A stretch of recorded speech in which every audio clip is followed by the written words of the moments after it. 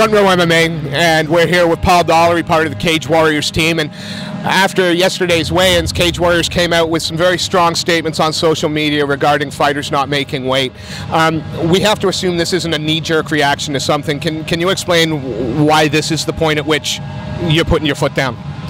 Yeah, well, we just feel it's been a kind of a gradual build-up to this stage. So I think maybe a kind of a universal thing in MMA. You know, fighters are starting to miss weight a lot more. Maybe they're trying to cut too low. You know, and it's probably a big issue in the sport at the moment overall. But I think gradually, you know, guys have been missing weight more and more often in shows, and we've been kind of thinking we need to nip it in the bud. I think it's got to that stage now where, I mean, yesterday it was embarrassing for us, embarrassing for the fighters involved. It's gone too far, and there will be some changes. Yeah. You said that it's embarrassing for you. My next question was, do you feel that it does have a reflection on Cage Warriors as an organization when their contracted athletes fail to live up to their obligation? I think so, yeah. I mean, obviously at the end of the day, the fighters are the ones responsible. They got to make weight. I mean, do you see these shows we put on? I mean, the promotion has to work hard to put the shows on. You know, we got staff, we got crew, all doing their jobs, working hard to get these shows on. The fighter's job is to make weight and to come and fight. If they're not making weight, that's 50% of their job that they're not doing. So it's embarrassing for them first and foremost. It's embarrassing for us because maybe we should have done something about it before now, you know, because it's festering for a while. But we are going to do something about it now. So I think from our next show on the 7th of June, we're going to increase the fines. We're going to bring it up to 60%. For anyone missing weight, whether that's by 0.1 of a pound or by 10 pounds, you're going to lose 60% of your purse. Right now, it's if you miss weight by 2.2 pounds or less, you lose 25%, and it's more than that, it's 40%. So it's a big jump, and people might say it's drastic, but the bottom line is, you make weight, you don't lose your money. So I know one of the fighters in particular, a bantamweight fighter, I think, who was 6 pounds over. His opponent. Obviously, it was Conrad Hayes, his opponent, and Conrad took the fight, but he was under no obligation to do so. Is that about right? If they've missed weight by so much, how does that work? Yeah, so if your opponent misses weight, you can turn the fight down. I believe it happened in another UK promotion last weekend, and I mean, the opponent is well within his rights to do that.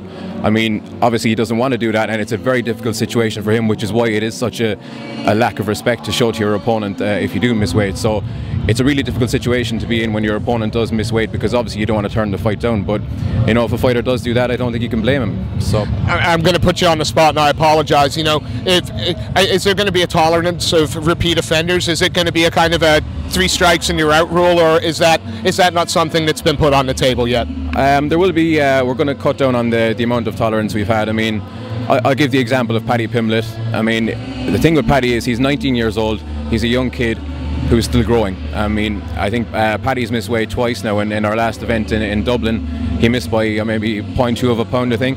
I mean, it's reasonable to think that you can make bantamweight again if you've only missed by that much. Fair enough. You can understand the guy sticking at that weight class. But now he's missed by, I think, whatever it was, 5 pounds.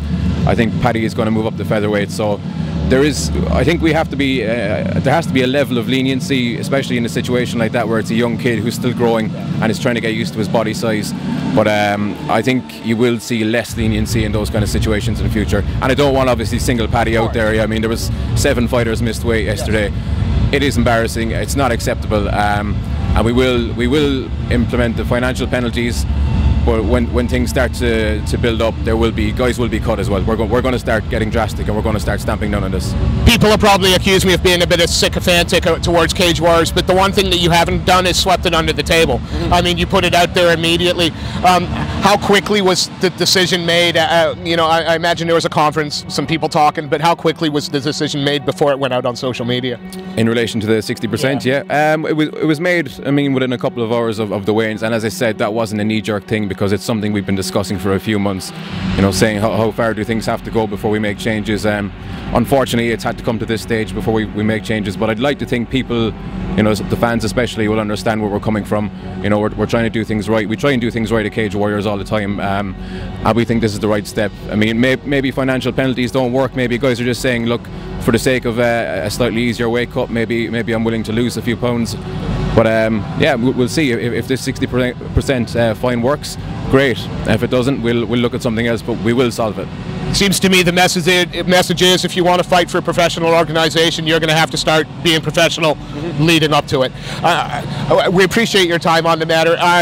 You know, it might be something people focused on yesterday, which was Friday the weigh-in day. Today, everyone's going to focus on the fantastic Cage Warriors card. That main event is something sweet. Yeah. So thank you so much for your time, and we'll talk to you soon. No problem. Thank you. Thanks, guys.